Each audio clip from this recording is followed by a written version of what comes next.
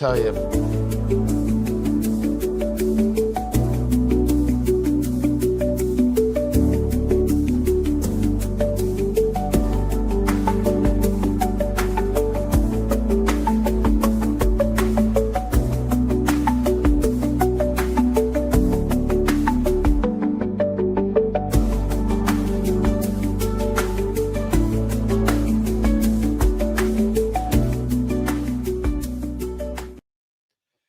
We have got ourselves a showdown with Iran. We're going to have a showdown with Canada. Is no one talking about this? And Congress can't stop lying about ICE. ICE did not kidnap and use as bait a 5-year-old. It's a lie told by liars, and you should call them liars. Man, I wish Republicans were tough just once. I'm Tony Katz. The show is Tony Katz Today. Let's get to it.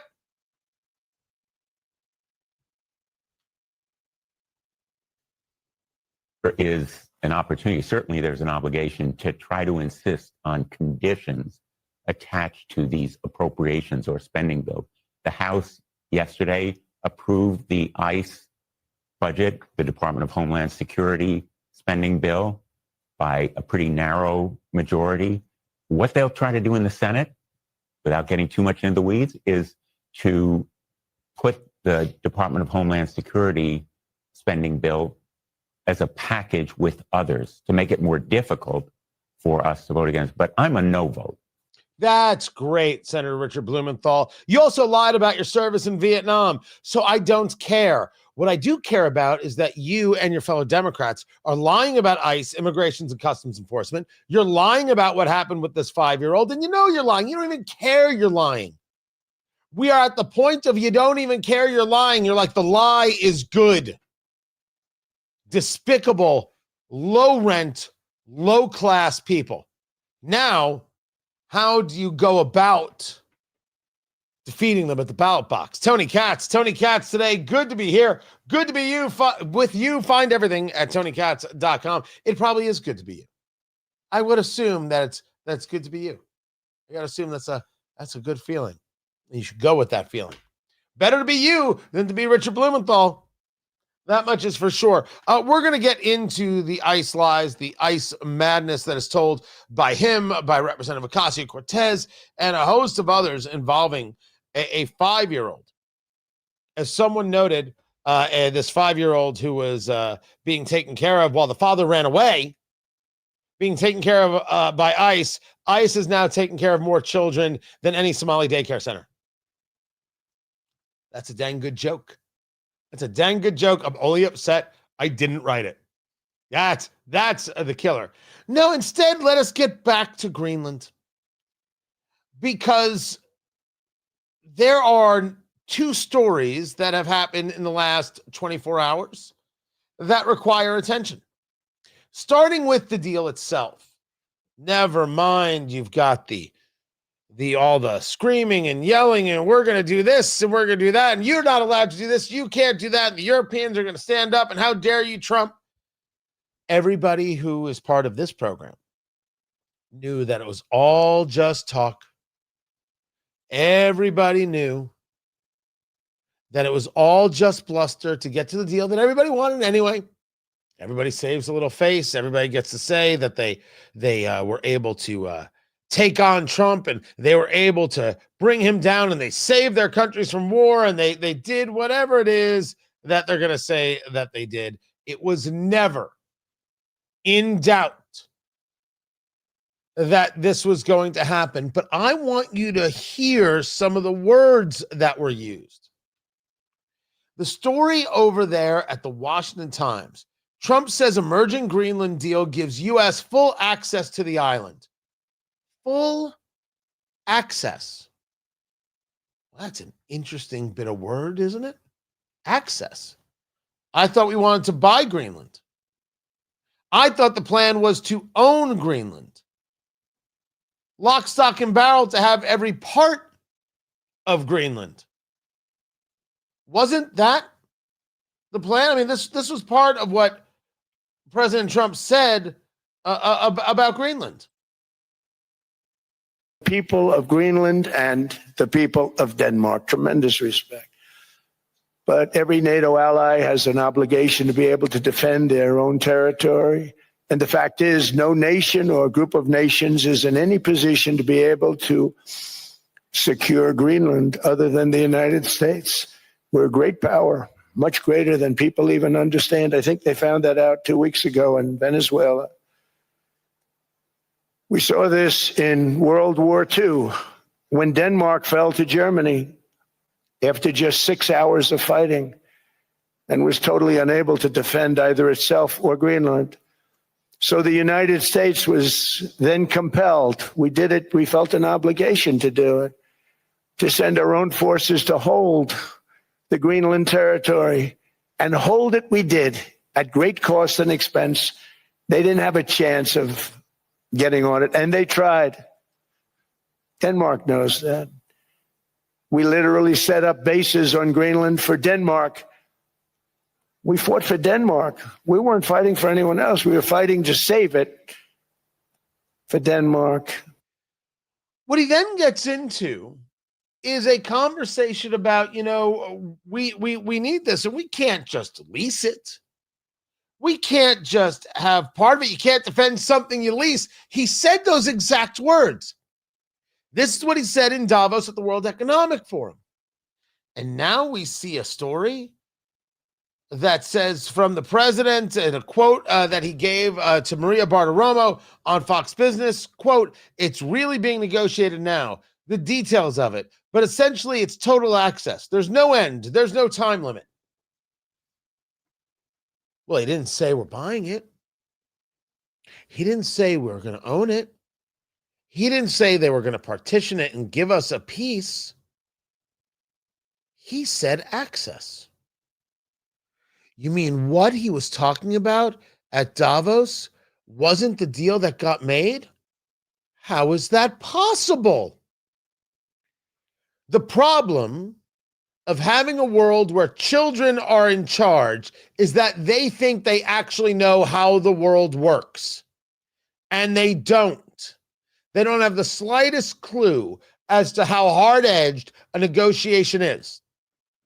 As we have stated, I can appreciate that people hate the methodology. All of this could have happened behind closed doors. You didn't have to bother me with any of it. It's not how Trump does things.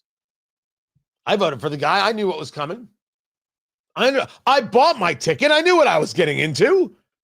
And everybody else who voted for him did as well, or they should have. As we said, as you knew, this was happening. But there is a real question as to why. We've talked about the Russians and the Chinese, and certainly the idea that the Chinese cannot have control of Greenland. You can't have it. It is a valueless proposition to think that the Chinese can have control. That is a dangerous, dangerous, dangerous place for us to be.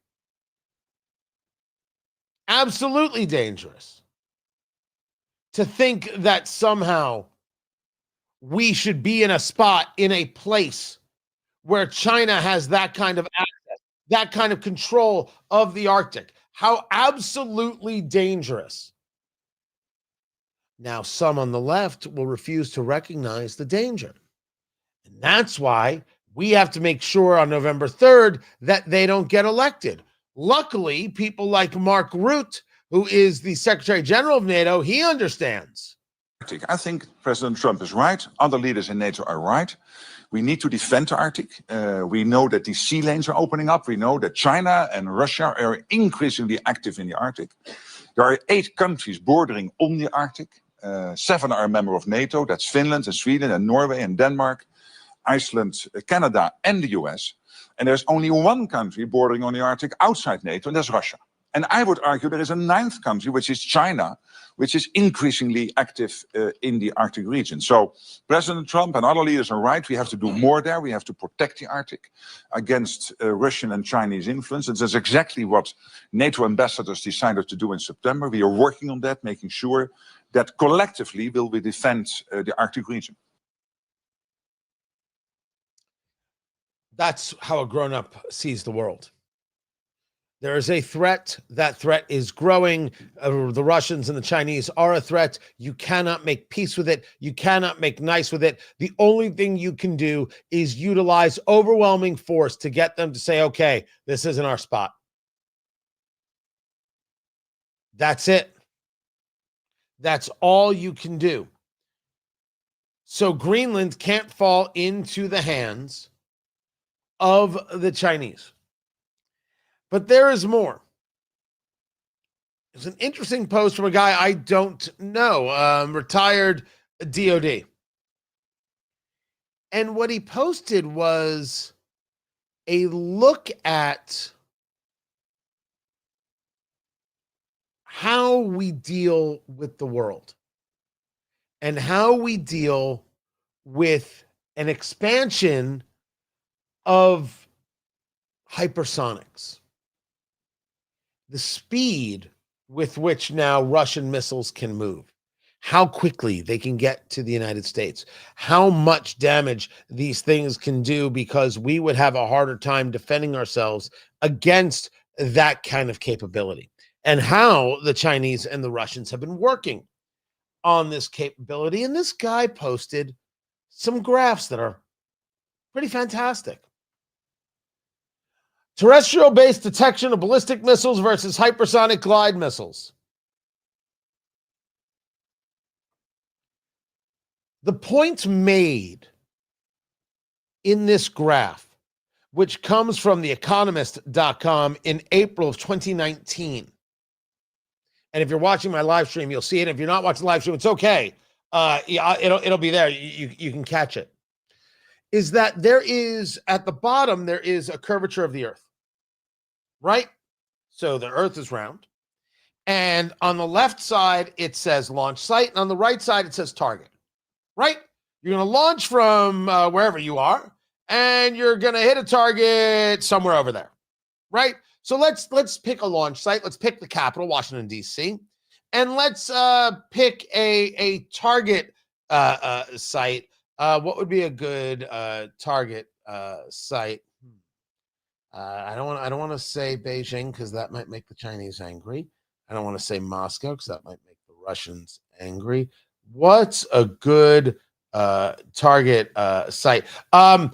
Wherever it is that the Dallas Cowboys decide to do their draft picks, because they're just terrible. Right? So there's, I don't know, I picked somebody. I had to pick someone. I went with the Cowboys just to make Stephen A. Smith happy. Right?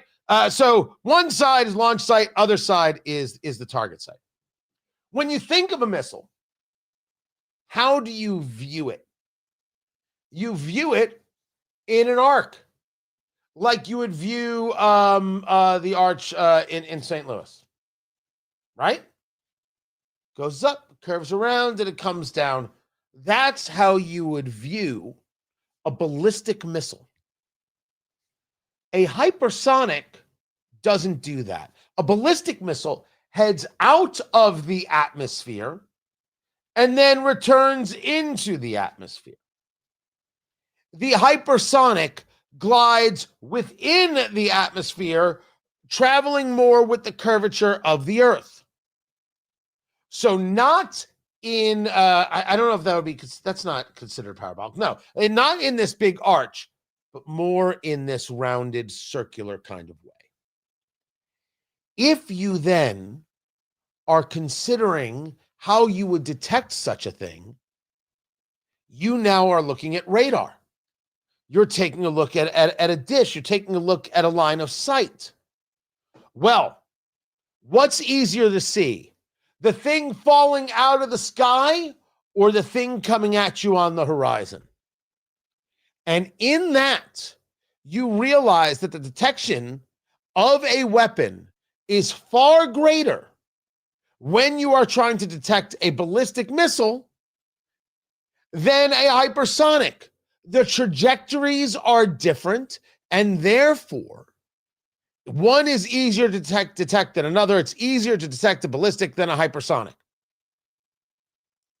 Once you realize that, once you see that, the need for Greenland comes into play, because when these missiles get fired at one another, they're not going to fire east to west like you're looking at a globe. they're going to fire over the Arctic. These missiles are going to fly over a polar cap. That's how it's going to go. And because of that, you better be in a position to see the weapon before it gets to you. That's Greenland. Not only are you able to detect the weapon and have a better chance of shooting it down, you are preventing a weapon from being launched from Greenland, giving you quite literally no chance of shooting it down.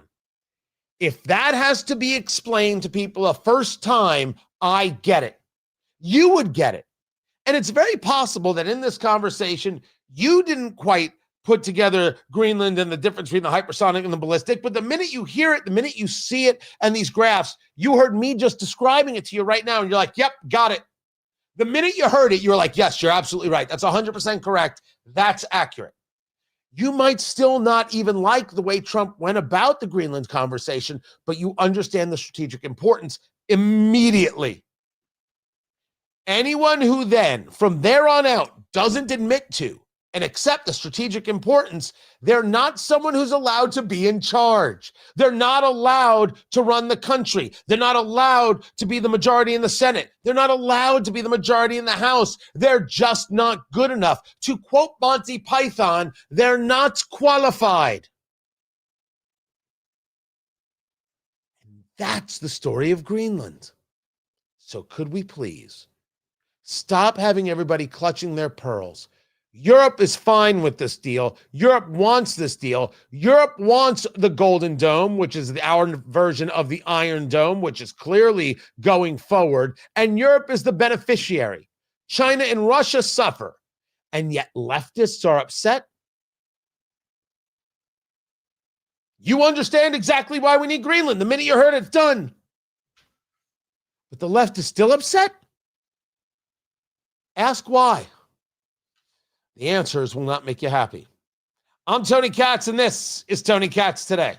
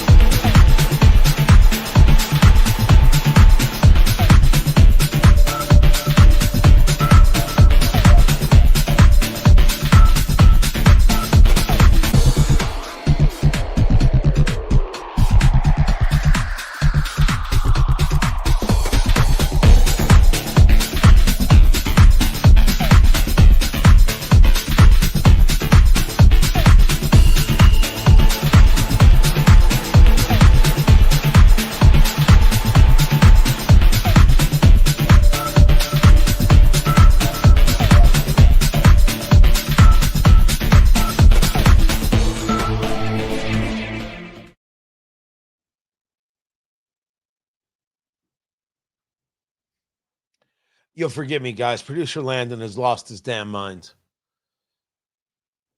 It's a football thing. I will get into it. It is indeed a crazy story. The whole Coach-orama thing that has taken place in the NFL. Absolutely crazy. Who's going where? Who is Mendoza just announced for the draft, but everyone knew that was coming. There's now an FBI probe into the death of former Colts owner Jim Irsay. So this doctor in California and the possibility of prescribing Irsay ketamine. Now, ketamine already had drug issues and dependency issues and all sorts of things. I'm not here to bag on the man. Should have lost his driver's license, but I'm not here to bag on the man. But it's a crazy story. Absolutely crazy. Oh, and then I saw somebody mention this in the chat room. The snowboarder who got arrested. So weird.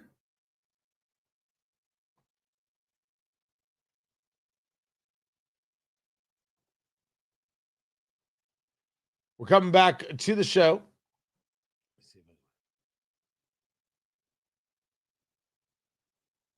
Very, very weird.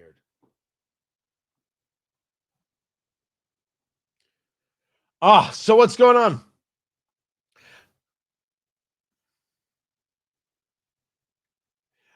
Okay, so the question is, how long did he know this doctor, right? That's my question there about Irsay.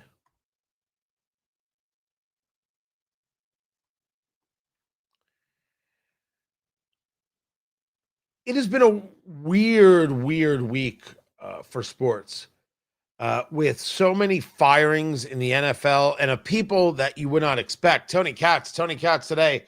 I still don't understand what the Bills were doing with the firing of Sean McDermott. I don't get it. There is a petition drive right now to get him back. Then the Dolphins fired, what's his name, Mike McDonald? Yeah, it's then Mike McDonald decides to take the job as the offensive coordinator of the Los Angeles Chargers, because that way he still gets to wear his ridiculous joggers. And now he's like, yeah, I'll take that job, but first I'm going to interview for the Bills head coaching job. Mike McDaniel, thank you, chat room. You're going to take him in Buffalo? That says that everything that happened in Miami is Tua's fault, the quarterback, and if you give McDaniel Josh Allen, you'll have success. You mean you'll get at least past the second round of the playoffs, is what you mean. Maybe get to a Super Bowl, at least get to AFC championships. And then you have Fernando Mendoza. He has now announced for the NFL draft. I have to assume, producer Landon, he's going to be a first-round pick of the Las Vegas Raiders. Got to assume. I love the fact that Fernando Mendoza is going to go to Sin City. Yeah. It's let's see if he does. There's no saying that's going to happen. Let us see if he does. But nothing is crazier than the story of this former Olympic snowboarder, Ryan Wedding, Canadian, an FBI top fugitive. He's accused of running a drug trafficking operation, and people say, according to officials, he orchestrated several killings to further his drug crimes. He was on the FBI's 10 most wanted list, authorities offering a $15 million reward for information leading to his arrest and conviction. He got arrested in Mexico. See, I think people heard a snowboarder and didn't expect him to end up in Mexico. He zigged when people thought he was going to zag. That's what happened. That's what happened with the snowboarding kid. Right there. Weird week. Oh, and Indiana University national champions. The only thing that wasn't weird. The only thing that was ordained. Keep it here. It's Tony Katz today. Hold on. Is someone arguing in the chat that Donald Trump did not write Art of the Deal? Is this what we're doing? Is this the kind of, hold on, where was it? Is it up here? Oh, here it is. This is Lisa letting you know that Trump never wrote a book. All right, fine. He never wrote a book. Joe Biden hasn't read a book in the last 10 years he couldn't color in. What are we doing? Can we? Producer Landon is giggling like a schoolgirl. Can we stop this? This is the Alinsky stuff. Gore Vidal lives. It's just, let's say nothing of decency or of character. Let's just see how much we can insult, enrage, and destroy. And it's just so dumb.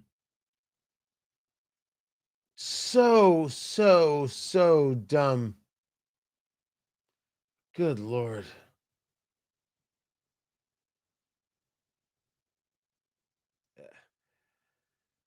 What are you gonna do? Let us move on with good people and do good things.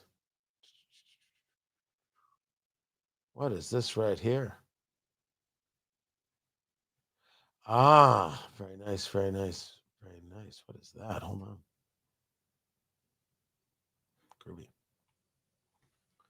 Groovy stuff. All right, I have got my issues with Canada, which I will get into with you right now. So, as you know, we had to postpone the event, Trump 1 year later. It has now been moved to February 28th, and that is because of the storms that are coming through. And we are going to get a lot of snow. Do we know where's our latest there, Landon? Do you know what our latest? All right, so we here, Indiana area, 8 inches. So what other people are going to get? I don't know. I have no idea. But so we looked at it and said, for safety, because the snow's going to start early, let us postpone. So we're postponing to the 28th. And I think what has happened is I've been so amped up for this, so ready for this, so preparing for this, that that moment, like you've got an event and you've got this thing that you're ready for, and you gearing up, and you do it, and everything's great. And then like 2 days later, that's when you get the cold. Like that's when you get sick. Not sick, or I didn't feel great this morning. I'm just, if you gave me a blanket and any kind of reasonable pillow, I could be asleep in 4 minutes. It happened yesterday. Like, okay, we made the call. Okay, we had to do this. We had to do that. We had to get in touch with sponsors who are all great. We had to let people know. And how do you get a refund if you need one? Which you should have gotten an email. If you had a ticket, you should have gotten an email. But now I've got more people wanting tickets, and we get all this done, get all this set, make all these phone calls, and the end of the day comes. Man, I'm just, that moment you're just, I'm done. I am finished. Just let me rest. Usually it takes a couple days.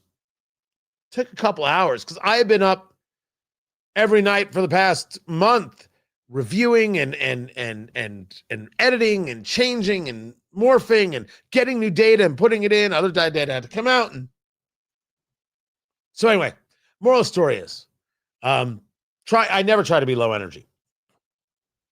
Not that guy. But it's been a week. It's been a week indeed. Let's get back to the show.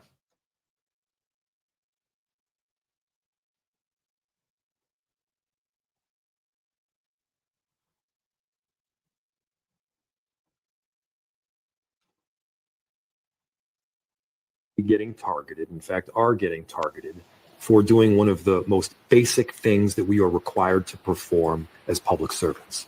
And for me, that's speaking on behalf of my constituents. That is a responsibility that I have, an obligation that I have that is written into our city charter. Is the obligation you have, Mayor Jacob Frey of Minneapolis, to also not listen to the law, not work with federal agents, proactively try and prohibit federal agents from doing their job, and screaming to your constituents as if you voice your constituents, hey, ICE, blank off and get the blank out of here? This is what you're arguing? You are not pious, Jake. You are a beta male that makes us all feel sad about ourselves. One look at you makes every man in America look at their wives and say, not tonight, honey.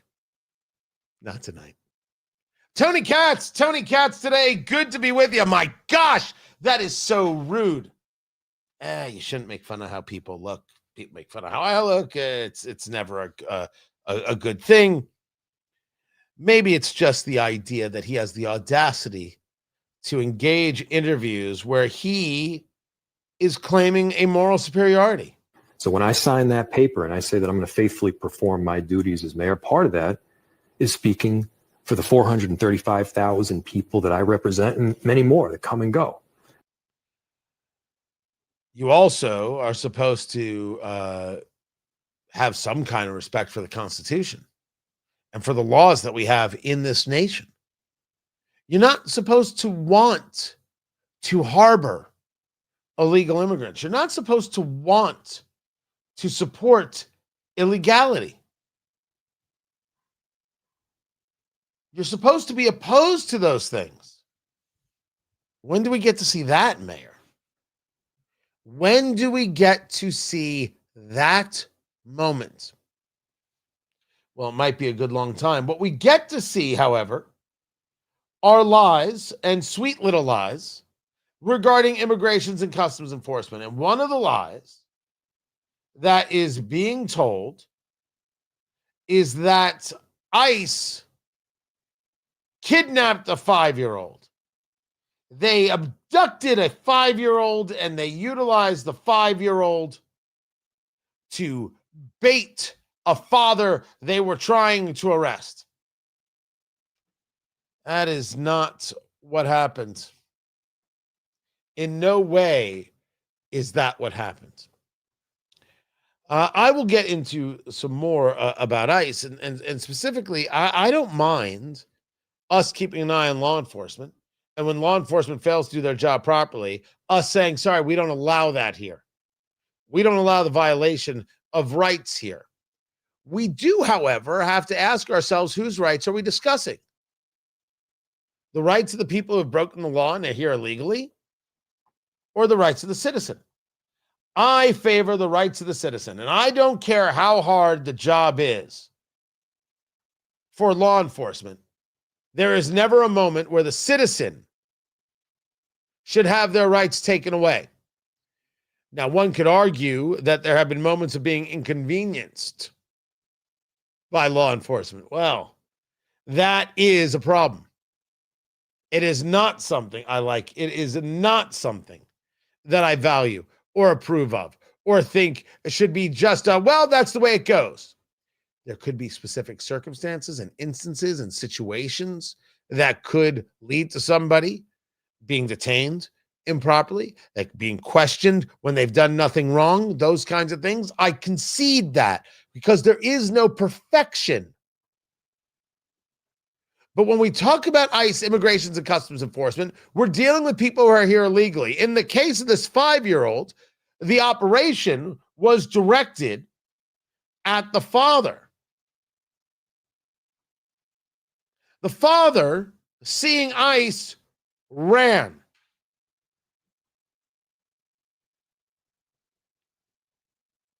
The father left the child behind. And how does the left explain this? ICE detains 5-year-old. There's NPR News. There's People Magazine. By the way, People Magazine, they were the ones who called Scott Adams disgraced cartoonist. That's them. There's The Guardian. There's MS. Well, MS Now does it better. DHS denies that ICE used a 5-year-old as a bait to catch his dad. The guy ran. Child was left behind. ICE took care of the kid. According to Trisha McLaughlin from DHS, Department of Homeland Security, ICE agents took the kid to McDonald's, playing music that he had on him. It was an iPad or a phone or whatever it was. keeping him calm. He's now been reunited with his dad at a detention facility. The guy ran from his own kid. And since we have so many cases in so many places where we can see exactly that happening, where a story is told to us and the story is a flat out lie, a lie, we should never take a story at face value. If you give it a little patience, if you give it a little time, eventually the truth will come out. But we are at a place where the left is not only knowingly lying, they're happy to do it. They are overjoyed when they get to lie. They are thrilled by this opportunity. They do not care that they have continued to engage in this. What they want is the end result. And for them, in their own words, based on their own actions, the ends justify the means. This was that same MS Now in their television reporting. Of Liam, I can't help but just really feel, where's the compassion? Well, the compassion is gone, Anna, and listening to the vice president's comments should fill us all with, I think, a certain amount of sadness that transcends mere legal rules. I mean, for someone like me to say mere legal rules, that's asking a lot. But when people in law enforcement enforce the law, they're not supposed to leave their human decency at the door. And so prosecutors and agents not infrequently encounter situations involving children. And one of your priorities, if you're executing an arrest warrant or a search warrant, and there's a child in the mix, is to find a family member who can care for them. And so it's heartbreaking to see that in this instance, family members or people inside of the house were offering to take Liam, and instead they've reportedly taken him into custody. The final asterisk on this is Reportedly. I don't think I would have it in me to believe any part of their argument. Remember where I started. ISIS is engaging improperly against a protocol. We should stay on that. If the left thinks the protocol of arresting people here illegally is improper, they're wrong, and we should just move them to the side. The detaining didn't happen. Abandonment happened. That's the story. Now, as for the vice president, J.D. Vance was in Minneapolis, appearing with law enforcement, and he seemingly there to try and tone down the rhetoric. Proud of how your administration is conducting this immigration crackdown here in Minnesota right now. Well, I'm proud of the fact that we're standing behind law enforcement, and I'm proud of the fact that we're enforcing the country's laws. But, you asked a question about this 5-year-old kid. I actually saw this terrible story while I was coming to Minneapolis. We just left Toledo, Ohio this morning for an economic messaging event. And I see this story, and I'm a father of a 5-year-old, actually, a 5-year-old little boy. And I think to myself, oh my God, this is terrible. How did we arrest a 5-year-old? Well, I do a little bit more follow-up research. And what I find is that the 5-year-old was not arrested, that his dad was an illegal alien. And then when they went to arrest his illegal alien father, the father ran. So the story is that ICE detained a 5-year-old. Well, what are they supposed to do? Are they supposed to let a 5-year-old child freeze to death? Are they not supposed to arrest an illegal alien in the United States of America? If the argument is that you can't arrest people who have violated our laws because they have children, then every single parent is going to be completely given immunity from ever being the subject of law enforcement. That doesn't make any sense. No one thinks that makes any sense. Now, there are so many of these cases like that where if you just understand the context, there have been a number of situations that I've looked into personally where I say, wait a second, we don't want ICE arresting American citizens. They're supposed to be enforcing the immigration laws against illegal aliens. So then I look into it and I find out that the American citizen who was arrested took a swing at an ICE officer. You can't have that happen. And of course they have to defend themselves. And of course they have the right to detain somebody who assaults a law enforcement officer. Now, this is my point. Do we want these things to happen? Do we want these arrests to be so chaotic? No, we don't. These guys want it least of all, but if we had a little cooperation from local and from local and state officials, I think the chaos would go way down in this community. You know, when he's on it, man, he's really good. When he's on it, he's on it. The lying is part of the plan to keep up the chaos. It is clear that the chaos is what is desired because the left has made a calculation that goes against your rational mind. And what they have calculated is that the chaos means electoral success. They cause the chaos. They say, look at all the chaos. And then they say, look at those Republicans causing all this dang chaos. I mean, that is enough to make you drink. That is what's happening. And to add to the chaos, let's go back to what that woman was saying on MS Now. Where is your humanity? Why are we just thinking in just a legal context? Oh, so we shouldn't think about the law. We shouldn't think about the law. We should only think about how we feel. Well, here's how I feel. Chaos leads to a broken country, and chaos leads to people feeling despondent. And I do not know why the political left is so desirous of making young people feel like their country is lost. They want young people to feel hopeless and dependent on them. That is really an evil thing to do. And I think the left should lose in November. And I think we need to get out the vote. Sow chaos, push emotion, pay no attention to the law. Yeah. If you ever wanted to question whether they're Marxists, there you go. And if you ever wanted a surefire way for society to collapse, there it is. I'm Tony Katz, and this is Tony Katz Today.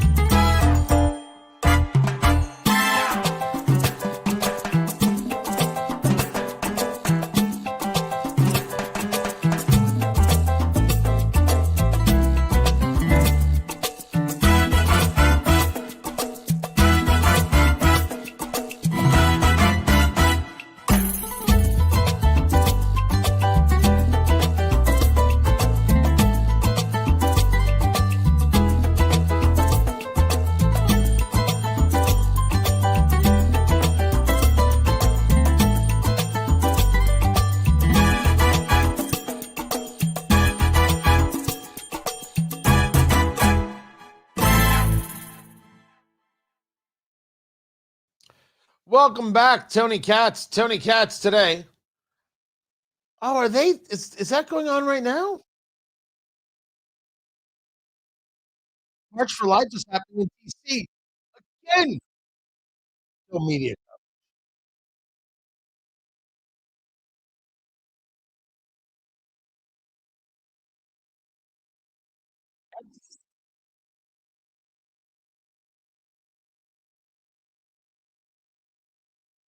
Okay, so I've got.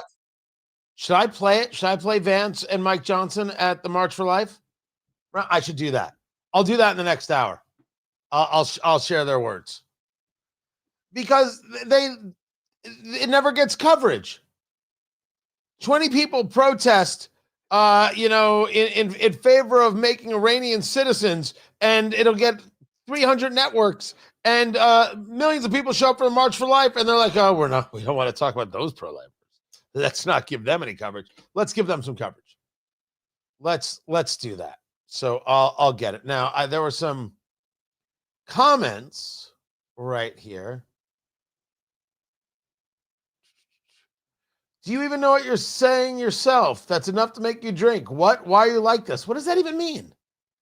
Why don't you, instead of like statements like that, tell me what you mean? And that way we could have a conversation. Why are you like this? Because I'm awesome. I don't know what you're referring to. Honest, direct, focused, fun, inquisitive. What? Dead sexy? I don't know. What is the thing that what are you getting at here, Kit? Go right there. Let's see what else.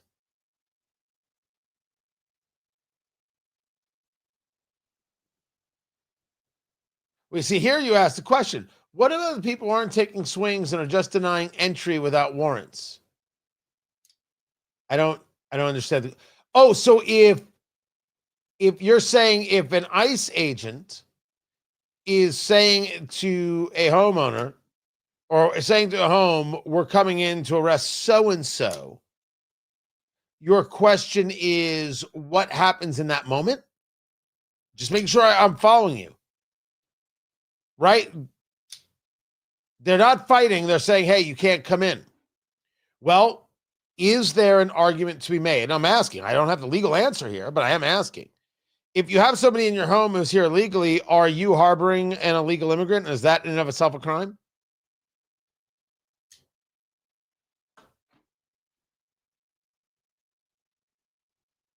Just saying. Please be encouraged. It's going to get worse. Don't argue with people insisting on misunderstanding you. Now, that's a really interesting one because that is a tactic.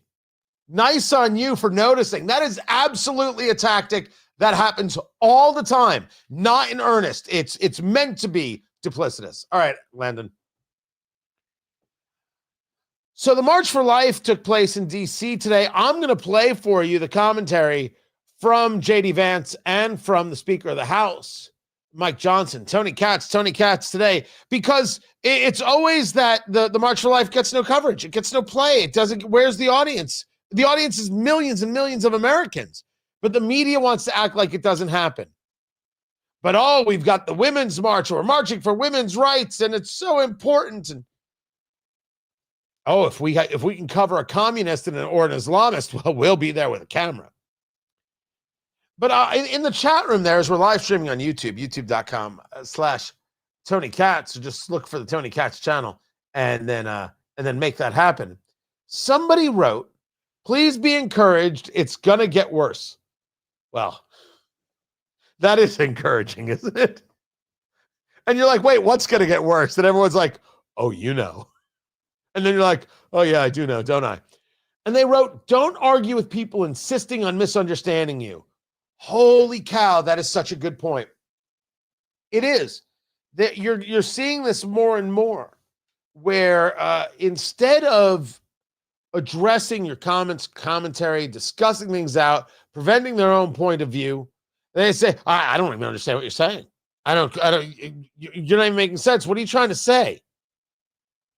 And for the record, that is happening more and more, and it happens undoubtedly on the political left, and it does happen on the right, because that is actually the argument. or exactly, I should say, not actually, exactly the argument often given by Tucker Carlson. I don't even know. I don't know what it means to be an ally. I don't know what an ally is. I never even heard of an ally. What kind of thing is that? Mike Tucker's not bad. It's not, it has moments. Not great, not bad. Yes. People who are like, you know, I often discuss, if you can't agree on the basics, what are you going to agree on? But this is the point. The point is to further divide people and eliminate the conversational possibilities. And you eliminate the conversation, you limit the opportunity to educate and help. This is Tony Katz today. That's the absolutely true. And it is a chief tactic of the left. I think it's the chief tactic of cheap. So it gets utilized by lots of people. Yeah, it's so absolutely infuriating. So nicely done. Nicely done. No, Tucker's an American. I think we might have a disagreement on patriot. So there's that. So here's what we've got. Yeah, I'm gonna play this. Let's see, how long did he go? Okay, so they had an address from the president via video, but they had JD Vance there. So I'm gonna play Vance, and then I'm gonna play Mike Johnson. You guys good with that? That's good. All right. So we're in the commercial break right now. So we'll take the break right here. When we come back, we'll get into Vice President Vance speaking at the March for Life rally and the speaker, Mike Johnson. And then we'll get into Iran. I've got 3 more things for you, including making babies. Making babies. Gotta love it. Guys, stick around. We'll be back in a bit.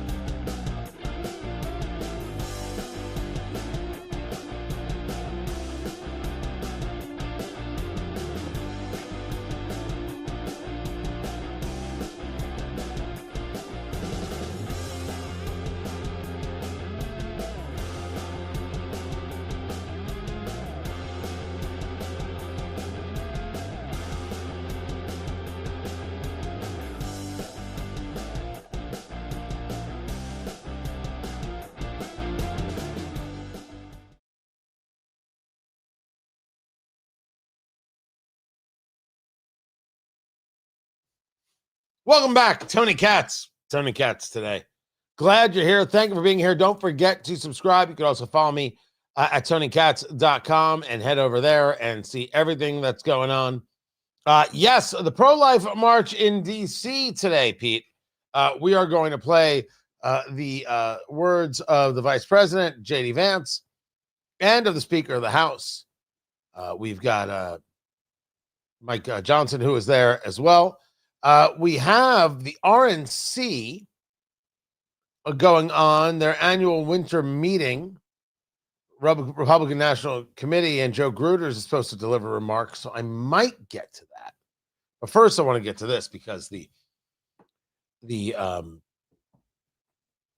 pro-life march gets no coverage whatsoever.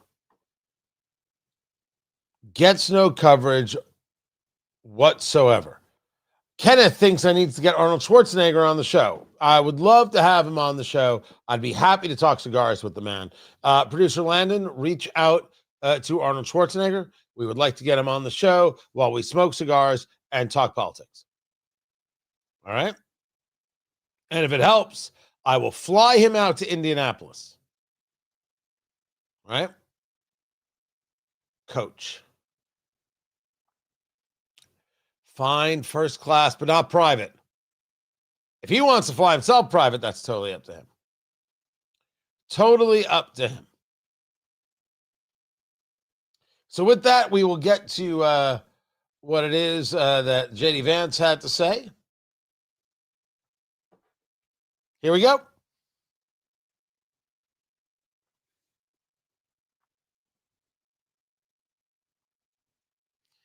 It seems that every year the March for Life takes place and the media goes the extra mile in not covering it.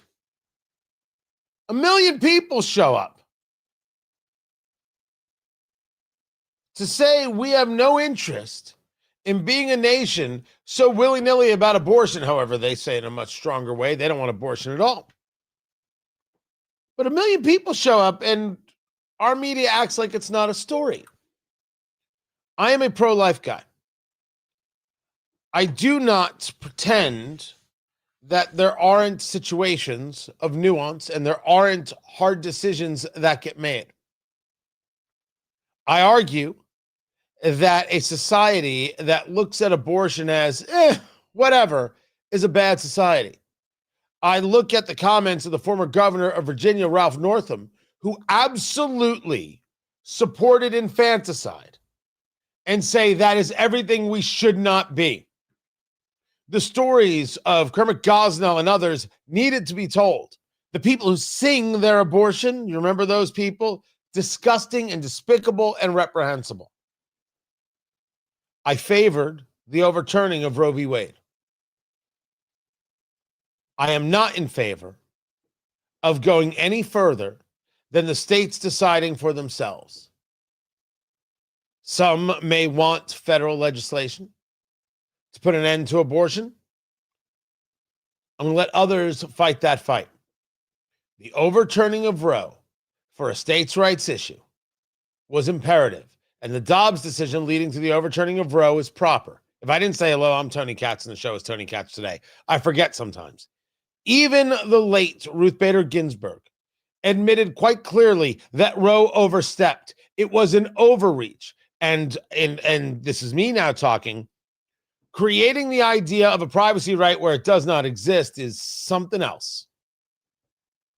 But she admitted that this was overreach. It was going too far. And that pro-life side has some tactics that I don't like, some signage I really don't like. And all they did was day after day, week after week, month after month, and year after year, they stayed at it. And they looked at everyone who said, what about this and what about that and what about the other? And they agreed those things are horrible. But the baby did nothing wrong. Let's bring the baby into the world. Let's not kill it. And it got to the point where the other side wouldn't even agree that what we're talking about is a baby. Wouldn't agree that we were talking about is a life. What would they say? They would say a clump of cells, making themselves look inhuman and obscene, making themselves look like people who you would never, ever want to be around, that you would never want to be a part of. The science started working against the left more and more. You can see the life getting created, and you could see reactions to life. You could see a smile. But when you have taught an entire generation, 2 generations, that abortion is religion and religion is terrible, well, one should not be surprised to have seen the anger at the overturning of Roe via the Dobbs decision, and of course the aftermath it had in the election. And yet the pro-life people, like those who show up in the March for Life, continue down the road every hour, every day, every week, every month, every year. They're maintaining we should protect life. Life matters. Even if I don't agree with everything, even if I didn't agree with every tactic, even if I didn't ask a question here and the state's right there, man, I respect it. I do. They hear you and they say, yeah, but we believe this. It's impressive. The vice president, his name is J.D. Vance. You've seen pictures. He attended this rally today.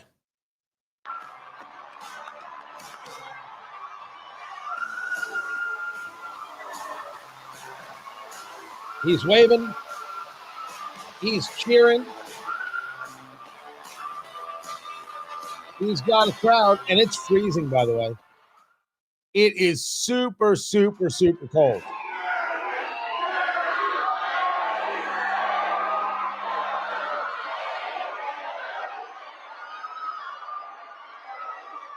Good morning, marchers. How we doing? It's great to be with you again. It was my very first speech as Vice President of the United States was the March for Life last year, and I'm proud to be back with much better weather this time around. Now, some of you may remember that in my remarks last year, I told you all that one of the things I most wanted in the United States of America was more families and more babies.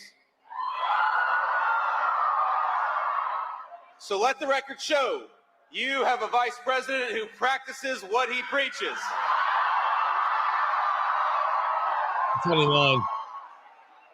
If you didn't know, Usha Vance, the second lady, the vice president's wife, is pregnant with their 4th child. So, which is going to bring us to a whole thing about babies, which I'll get into in a little bit. Usha and I announced this week that we're expecting our 4th.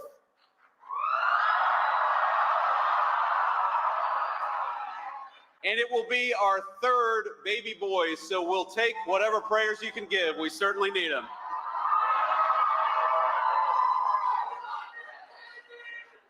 And when I was here last year, I had one other piece of advice for this group, and that was very simple: to be joyful in your advocacy.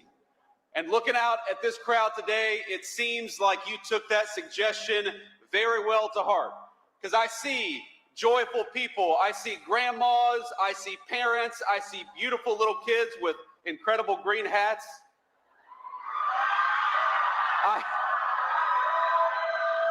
Now, did you all dress like that so that if you lost yourselves, you could find everybody? Okay, that's a good plan. I'm going to take that. I'm going to take that advice back home. The theme of this year's March for Life, as most of you all know, is that life is a gift. And I know for me personally, this year there is so much to be thankful for. I'm grateful to my own family, for my beautiful wife, Usha, and that God has given us the miracle of new life again.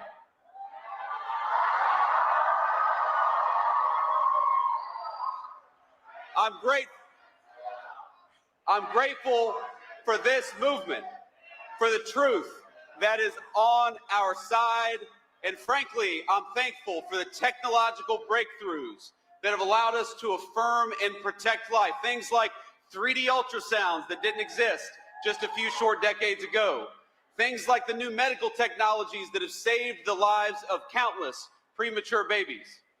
But let me today say that I am especially grateful for all of you, even the ones with Michigan hats, and there are a couple of you out there.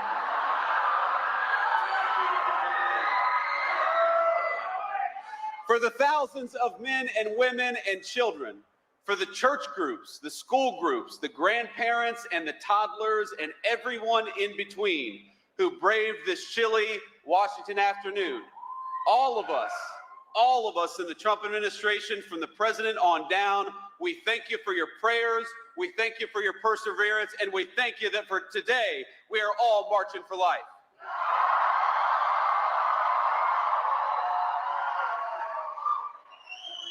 Now, I know a lot of us heard from the president just before this, so you know that he loves and cares deeply about this movement.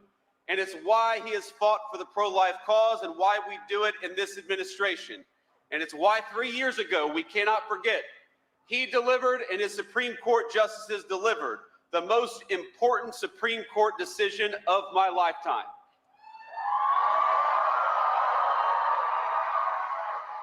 Because with the Dobbs decision, what we did, what the president did, what the Supreme Court did, was put a definitive end to the tyranny of judicial rule on the question of human life. He shattered a 50-year culture of disposability, one that treated human life as expendable the moment that it became inconvenient. And he empowered our nation and our movement to build a culture of life from the grassroots up. That is going to infuriate a lot of people on the political left. I mean, make them very, very angry.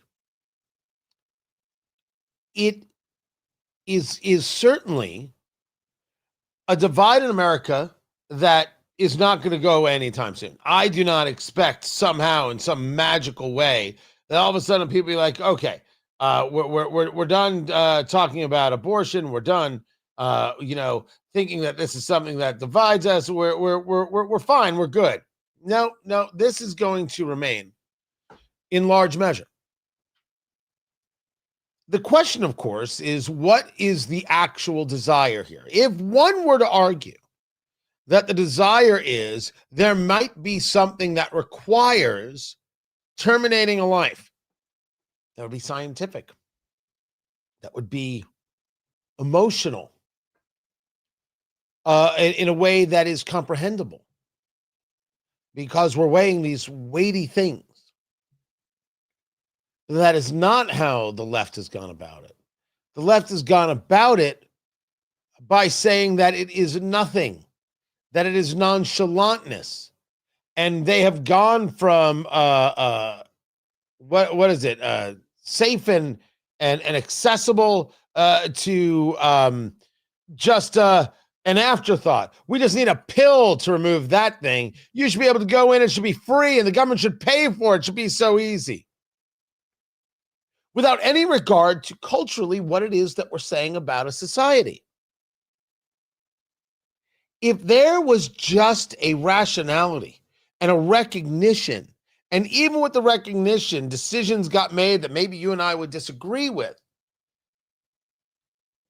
it would be a lot more palatable than what it is we see, which is a total dismissiveness of these people who gathered 1 million strong.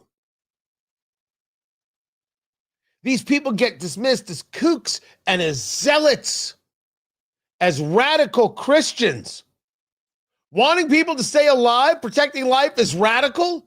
Well, compared to ISIS, sure. Compared to rational people, not so much. J.D. Vance wasn't the only speaker. The Speaker of the House, Mike Johnson, was there. Wow, thanks so much. What a great crowd. And right on the verge of a polar vortex. Your commitment is is greatly appreciated. I want to congratulate my friend JD for the big announcement on the baby that's due in July. Yeah. I told him backstage, my wife Kelly's with me. Kelly, raise your hand. My wife Kelly. We have 4 children as well. We all celebrate life in word and in deed, and we're so glad that you are here to prove that. This is an important weekend. It always is, because we welcome the opportunity to recommit ourselves to this cause of life and to remember why it is we gather in March in the cold weather. It's important for us to stand together. And my friends, it's especially important this year because, as you know, this is the year we celebrate our nation's 250th birthday, the greatest nation in the history of the world. The thing that we celebrate about America, there's so much for which we are blessed and we're thankful for, but the thing that we remember, especially at this time, is the foundational truth of America, the bold statement of faith that set this experiment in self-governance, this independent country along its way. We celebrate the self-evident truth that all people, every single person is made by God. We are made by our Creator. Yes. I only hope that the political left understands that these people, they're never going to stop.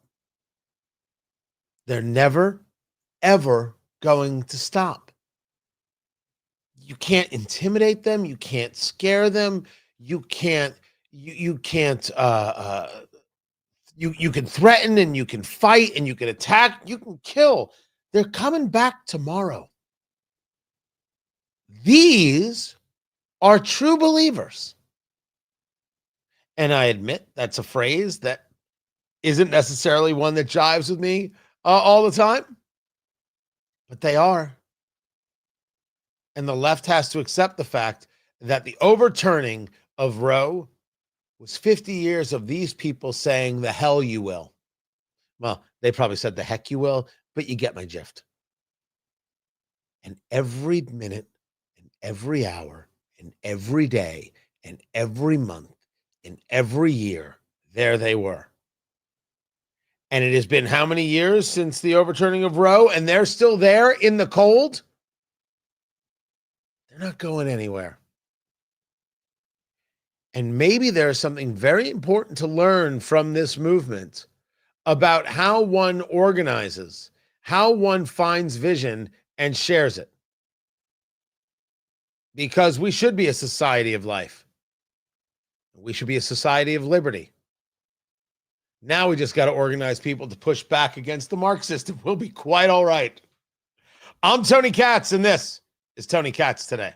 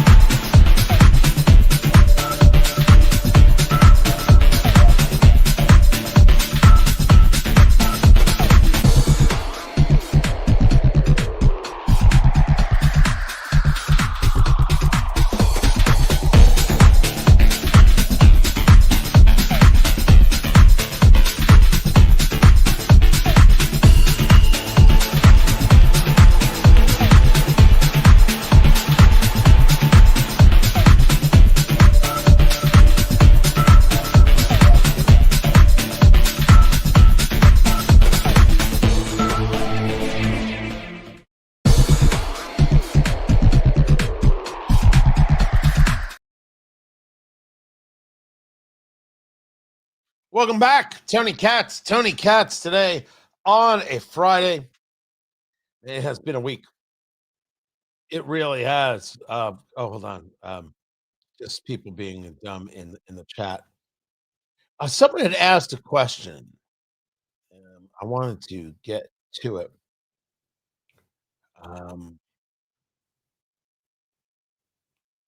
Now do the death penalty. Yeah, I oppose the death penalty. I didn't always. What I have come to is not the idea that it is not our right to take someone's life. We're talking about a system. We're talking about adjudication. We're talking about presentation of evidence. Rather, what I've come to is, right, this isn't me condoning murder by any stretch. I do condone self-defense. You take a look at murder cases, you take a look at people given the death penalty, and there are cases where 2 months later, 2 years later, 20 years later, oh, here's this piece of evidence that exonerates them. I can't live with that. Some prosecutor withheld this, some lawyer withheld that. The system forgot to send this to this lab that would have confirmed this, that would have shown DNA evidence of X, and therefore this person would have been found not guilty. Can't unring the bell. And so I have come to the place where I oppose the death penalty. Not that I don't think some people deserve it. It's that I think that there are some people who don't. So I err on that side. That's my take. Appreciate the question.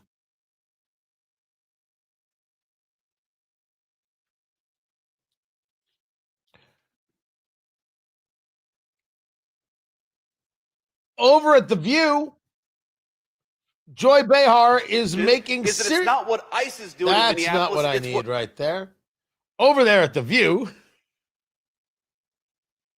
Joy Behar is making serious admissions. Talks about how she and Barack have been in therapy all these years. Yes. Because they're dealing with the empty nest. I'm dealing with the next few years of Trump.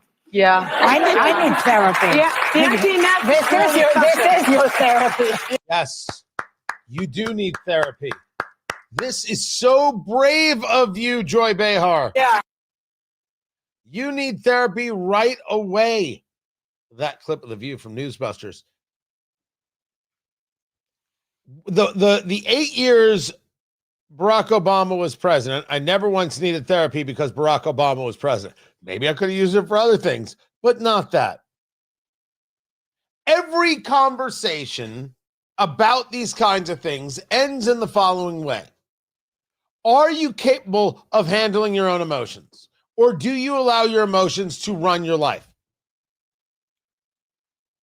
If you allow your emotions to run your life, you can't have a good life. There's no happiness you could possibly come to. And yet the left, they let their emotions run their life. And we're talking about the awfuls. Affluent, white, female, urban liberal. Awful. It's liberal white women are the worst. And they, by the way, are a voting bloc. They really are. I mean, you take a look at what The View does in terms of their audience. You take a look at some of these people who are coming up in the podcast world, no matter how disgusting or mean or vicious that they are. Right? It doesn't matter. It's the emotional trying to lead a society, and it's only leads to breakdown. And how does that come to be? What inspires these things to be emotional and then further the emotion? Well, if we talk about it from a political standpoint, Marxism is about exploiting many of those things, and it does. And then there was this really fantastic write-up about how social media exploits emotion as well. And you could argue that the systems of social media, which create fears of being left out, plays differently on women than it does on men. Now, it plays on men, it just plays differently. And that's why women become more left, and men, young men especially, have been going more right, or really just staying where they are. Well, women drift even further left. You need therapy because Trump's president, and yet you get to be on TV and make more money than all of us? That's crazy. That is absolutely crazy. Hold on. See, this is an example. What are you talking about? That's not a question, Andrew. That's not a question. What did you hear? What do you have a question about? What are you talking about? Now, maybe they meant it differently. Hey, what are you talking about? You know, it's like Flounder in Animal House. You guys playing cards? Right? Maybe it's that. Maybe it's that right there. What are you talking about? Or is it, what are you talking about? I'm not sure. So maybe I shouldn't be so rough on him. On that guy right there. So I do have 3 more things. Oh, I have so many more things. So many more things to get to. Including the thing about babies. I do have that. And I do have the football thing that I will get to, I promise. And there's that. And I did that. And I've got the storm.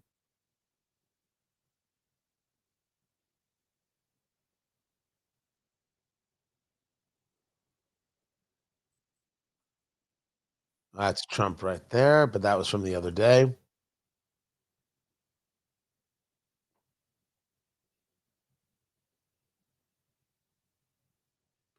And we will yell at members of Congress there.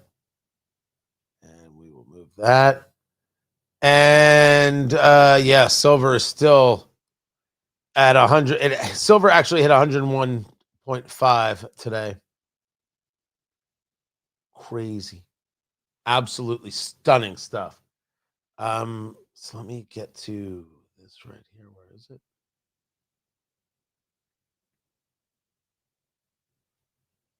Hold on a second. Sorry. I have this. And I have this. And I have, the superintendent story. Yeah, he should go to jail. And then I have something else. Oh, yes, the tickets. Got a bunch today. Start with that. And we'll go there. And we're good. We are pretty groovy now and all set up for what's next on the show. Excellent.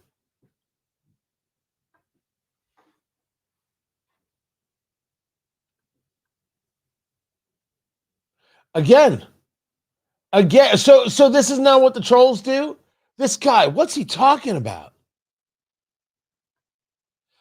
Your mom.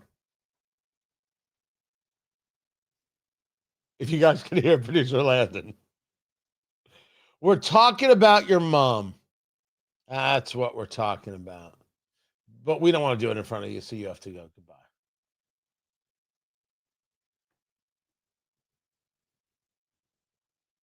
Okay. See, this is why you got to talk to people and be like, not on the attack, but wait, which one did you mean? Which one did you mean? We were talking about the March for Life, and then we were talking about, oh my gosh, did I just go? No, we're talking about The View and Joy Behar saying she needs a therapist because Trump's president. So the emotion is just getting the best of people. All right, let's go.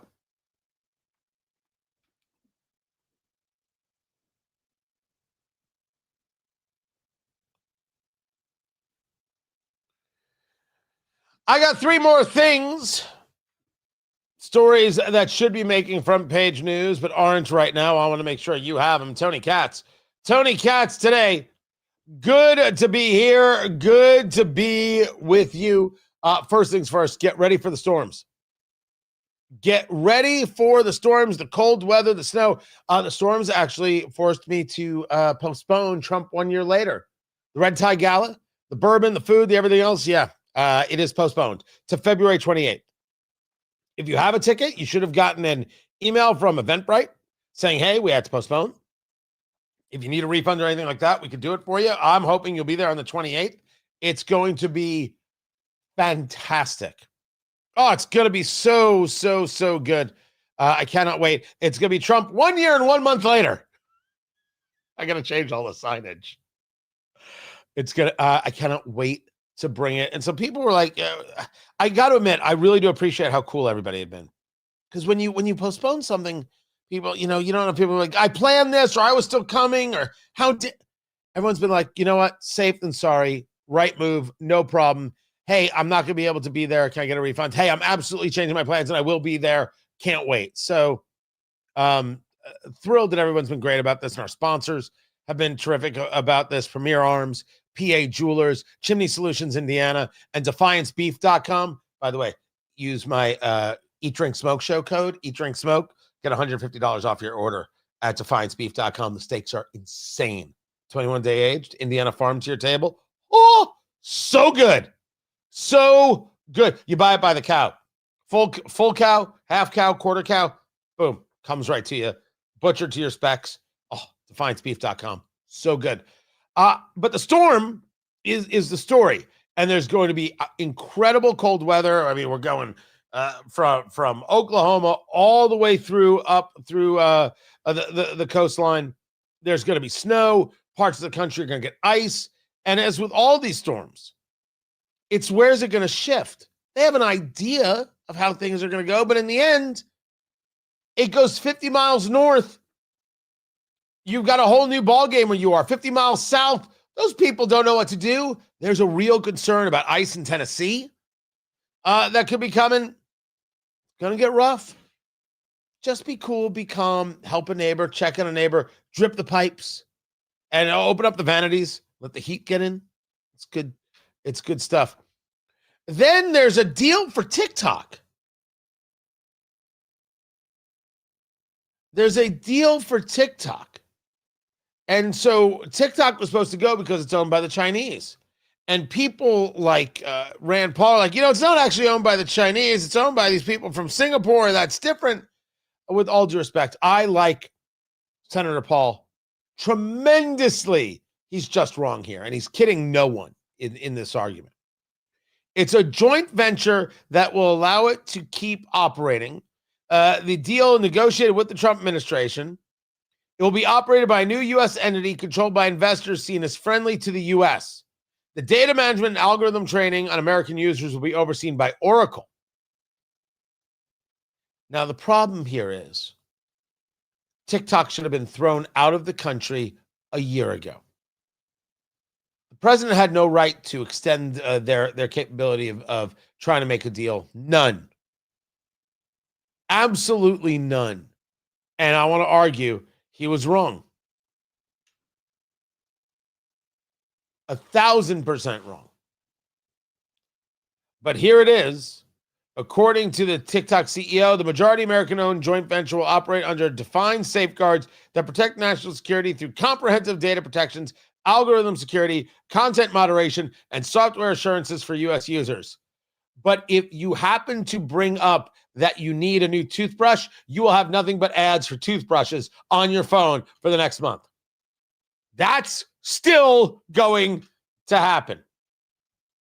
Then there is the weirdest football story out there. And I want to say, for the record, I think people love Grandpa Phil. But this is crazed.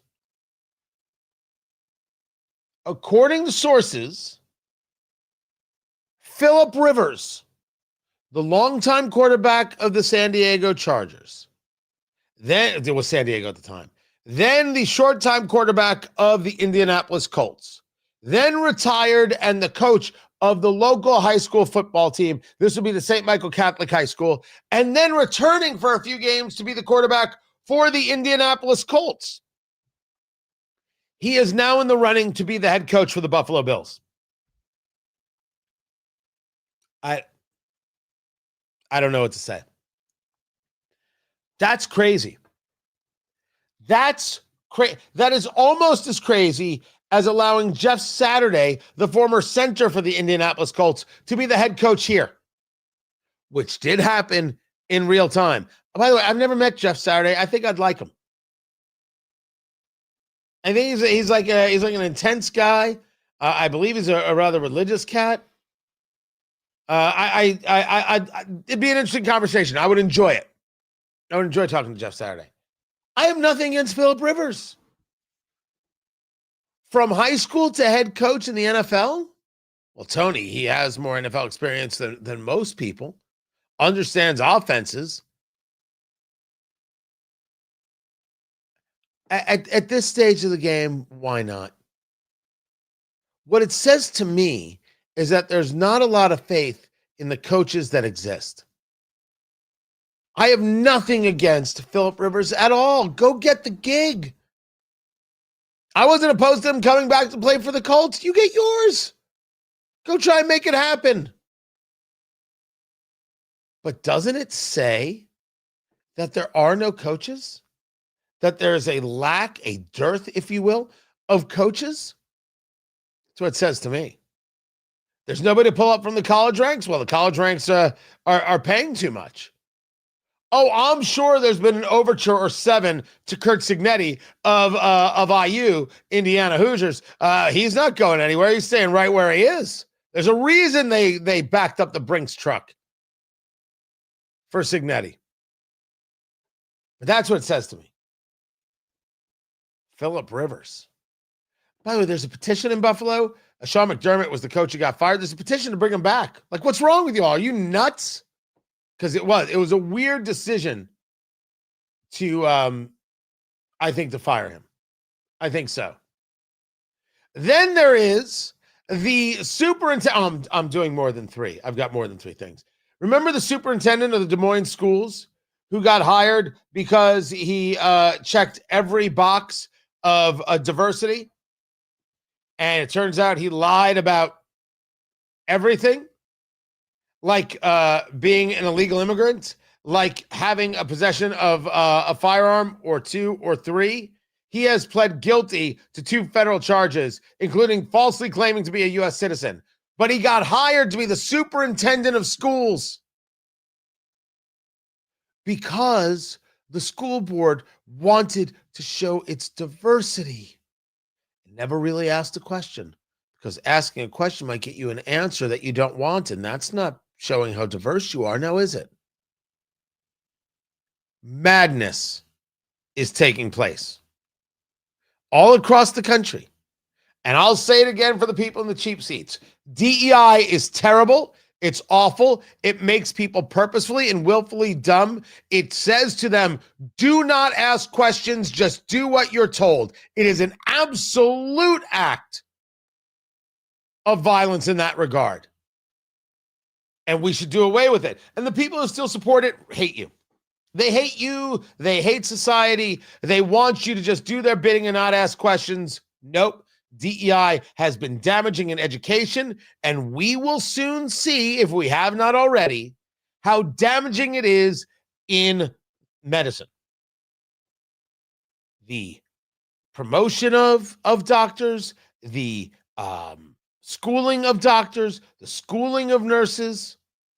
We will see a decline in the capability of doctors. Of the dangers in medicine will grow because of it. Call me any name you want.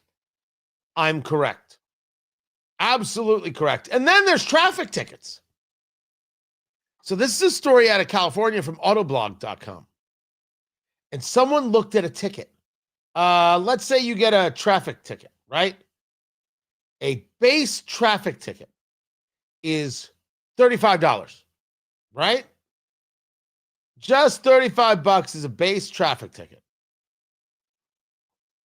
After you pay the base number, let me see if I can put this up here on the live stream. After you pay, there it is. After you pay the base number, what you end up getting are a series of fees. The state penalty is $40. So the base fine is $35 for, let's say, whatever the traffic violation is. The state penalty is $40. What? Oh, yeah, they just added a fee on it. Then you've got $28 as the court penalty, $20 as the state court construction penalty. Oh, you got a ticket. Now you got to pay for the courthouse. The state surcharge is $7. The court operations assessment is $40. Then you have some other penalties, $4 for the county, $16 for the state. And you have an EMS penalty of $8. It was a speeding ticket. What did EMS have to do with it? $35 for the criminal conviction assessment and another penalty of $4. So the ticket that is $35 comes to $237.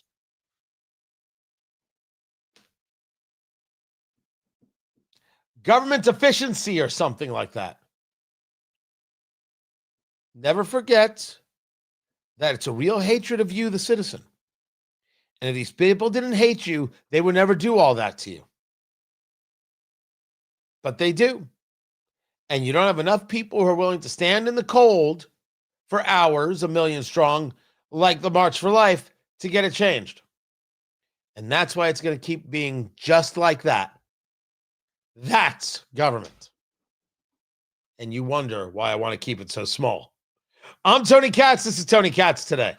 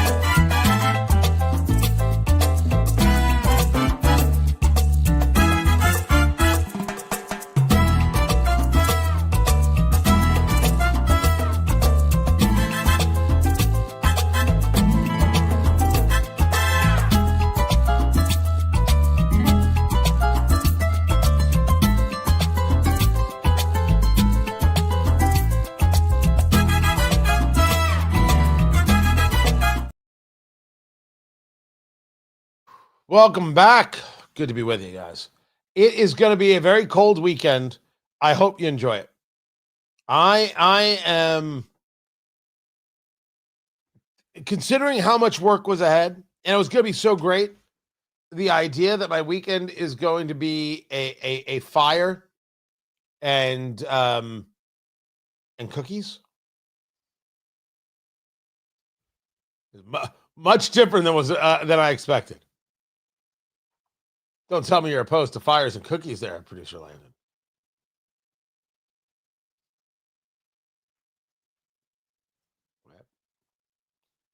So it's going to be good.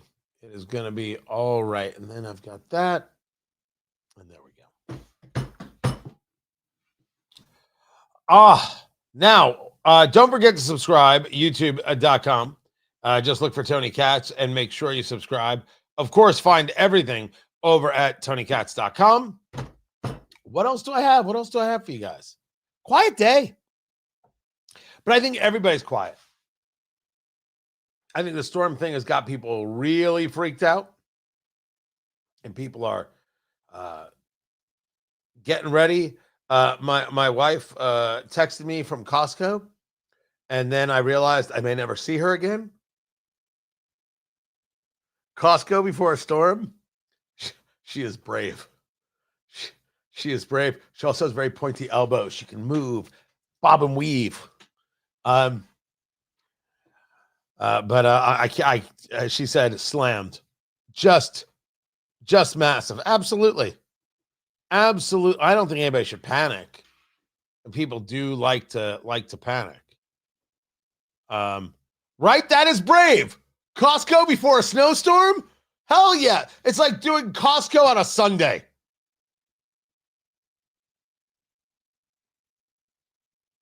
If you have time and you don't care if you buy the thing, Costco is fine on a Sunday just to watch the people. But if you actually need to do things, you'd rather go to Room 101.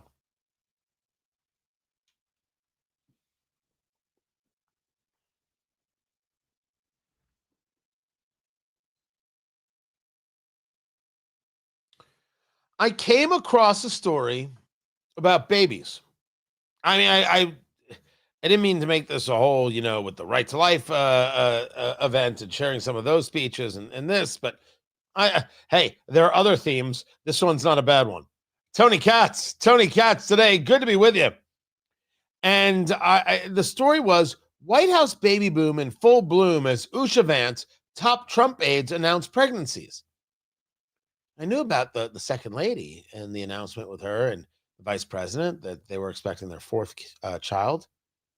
And that's right. Caroline Leavitt is pregnant. And the other one is Katie Miller, the wife of Stephen Miller, who, of course, the left despises. And I am asking out loud, is this a visual that has promise? Now, I want to say for the record, in no way do I believe that these three women got pregnant because there's some great marketing scheme to say, look at this, we've got all the pregnant women, go out there and make babies. There is an issue regarding birth rates. There is. By the way, I believe the left is going to say that about these three women. They did this because Trump wanted them to show that they were pregnant. The left is insane. They'll say anything. I think that these are young couples. I think they are building their lives and see a value in family. I think that's a great message. I think it's interesting that all this is happening around the same time. I think it's a great message. The message is we care about our country. We serve as we serve, but this thing matters. We didn't need to delay it. We want it to be a part of our lives. I'm wondering if it will connect, if others will see that. And will they see the other side of it, which I think right now I'm the only person discussing. Conservative men are making babies. That means Stephen Miller is getting more than any of those liberal guys out there. That's going to upset somebody.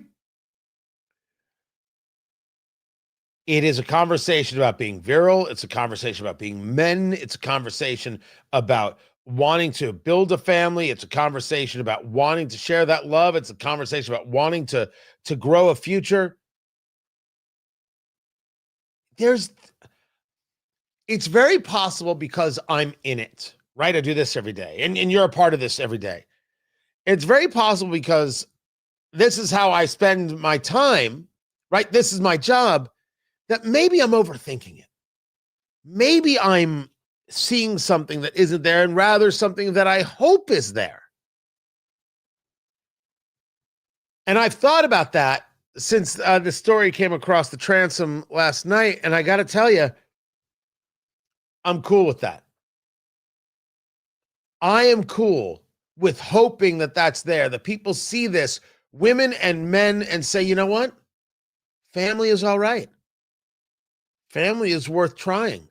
Well, you're only going to try it if you go out on the date, if you meet with somebody, if you talk to somebody, if you find somebody, and have a society that is less afraid of physical interaction and connection and more willing because the outcome can be so great.